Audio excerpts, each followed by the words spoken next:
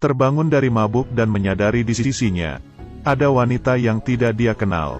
Pria ini berusaha tenang dan tidak panik, karena kalau dia canggung, maka orang di samping juga akan canggung.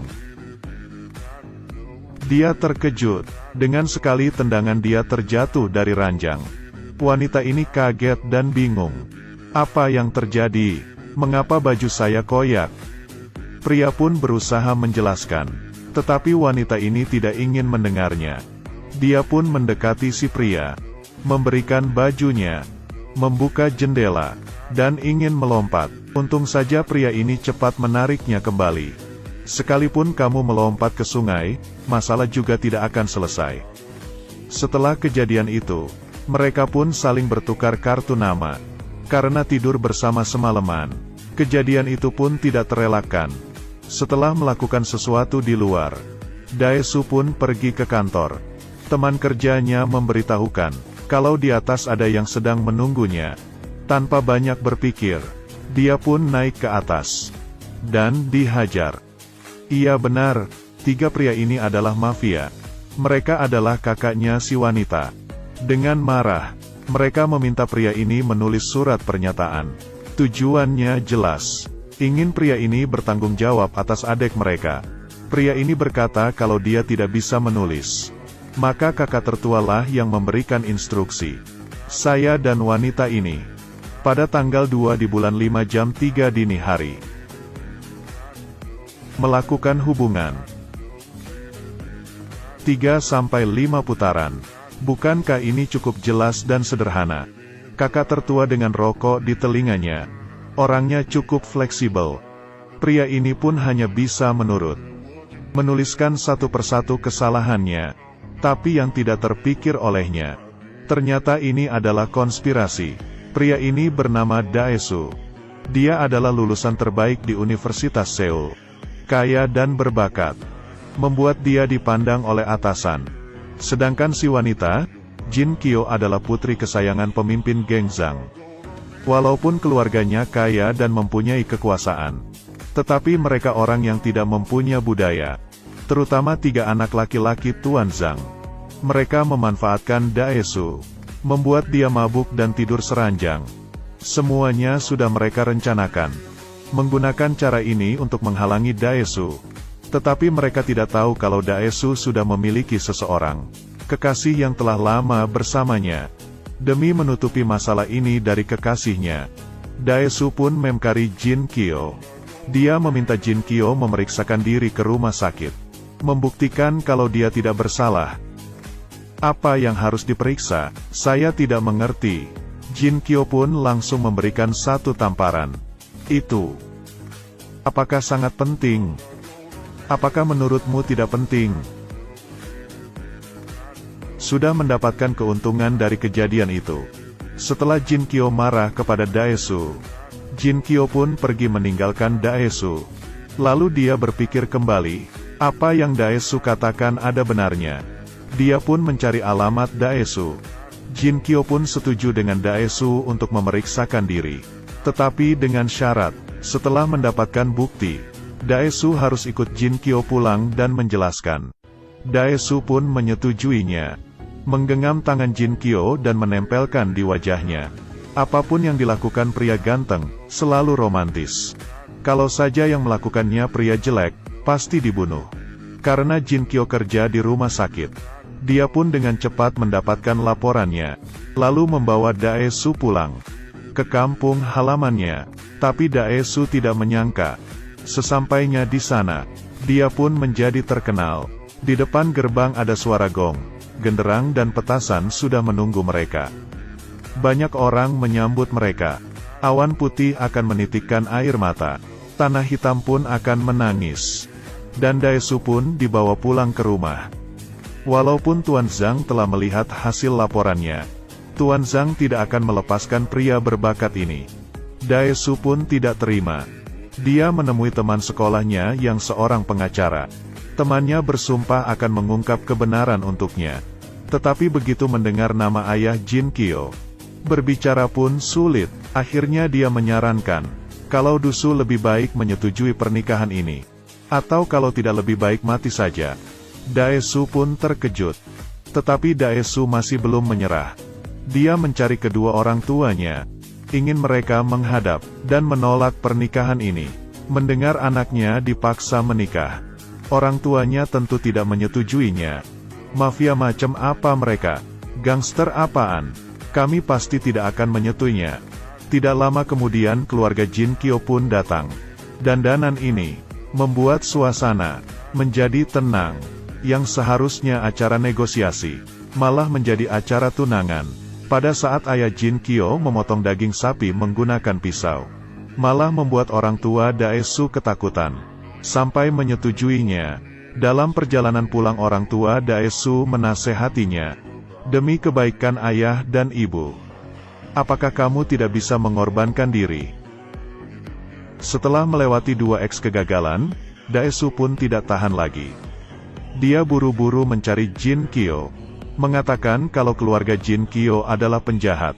Jin Kyo pun kesal, langsung memberikan tamparan kepada Daesu. Sebenarnya beberapa waktu ini, Jin Kyo mulai menyukai Daesu, tapi mendengar orang yang dia sukai berkata buruk tentang keluarganya, Jin Kyo pun menangis. Daesu tidak tahu bagaimana menenangkan Jin Kyo, hanya bisa memeluknya. Berada di situasi yang sulit ini, membuat suasana hati Daesu menjadi kacau. Dia pun meminta temannya untuk datang ke bar. Tanpa diduga dia tertipu oleh orang-orang di bar. Saat Daesu dan temannya mabuk, mereka menagih dengan biaya mahal. Daesu pun teringat dengan 3 kakak Jin Kyo. Dia meminta bantuan mereka. Mereka pun langsung datang. Melihat adik ipar mereka dibuli, mereka mendatangi orang barnya dan menghabisi mereka. Daesu yang jengkel menyadari sekuat seseorang masih ada yang lebih kuat. Orang yang jahat akan mendapatkan balasannya sendiri. Tetapi mereka tidak mengetahui, bos di balik bar ini adalah seorang pemimpin mafia dan adalah musuh keluarga Jin Kyo. Demi membalaskan dendam, mereka pun menculik Jin Kyo. Mengetahui Jin Kyo diculik, kakak Jin Kyo bergegas mencari Daesu untuk menyelamatkan Jin Kyo. 2 kelompok pun bertemu. Bau mesiu langsung meledak. Melihat kakak-kakak Jin Kyo, Daesu pun menjadi pemberani dan menyelamatkan Jin Kyo. Setelah melewati masa itu, Jin Kyo menyadari dia benar-benar merasakan jatuh cinta, dan 3 kakaknya semakin yakin dengan Daesu. Demi membuat mereka semakin dekat, mereka pun mulai merencanakan sesuatu. Memperkerjakan seorang model yang tampan, memancing kekasih Daesu, dan sengaja memperlihatkan kepada Daesu. Hubungan mereka pun kandas. Tetapi ini belum berakhir. Mereka menggunakan nama Jin Kyo, dan mengirimkan kotak makan cinta kepada Daesu. Daesu yang sedang tersesat di dalam hatinya, tidak dapat menahan perasaan kepada putri mafia itu.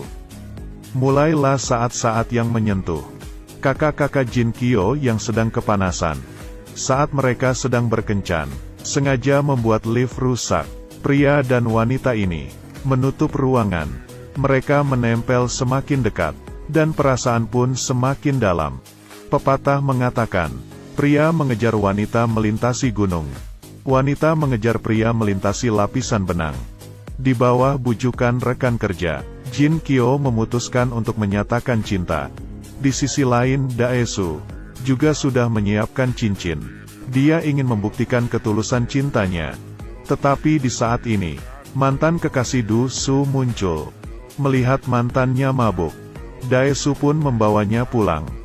Jin Kyo yang melihat punggung mereka, pelan-pelan menitikkan air mata. Sesampainya di rumah, mantan kekasih berharap mereka masih bisa bersatu. Tetapi Daesu menolak. Saat melihat Daesu akan pergi, mantan kekasihnya menerima panggilan telepon dari Jin Kyo. Dalam pembicaraan mereka, mantan kekasihnya memanasi Jin Kyo. Mendengar kata-kata itu, dia pun memutuskan melepaskan sendirian pulang ke kampung halamannya. Sebelum pergi Jin Kyo meninggalkan surat email. Dia merasa akhir-akhir ini, dia telah membuat masalah dan meminta maaf. Dan berjanjikan pulang, menjelaskan kepada ayah dan kakaknya, tidak perlu saling mengganggu lagi.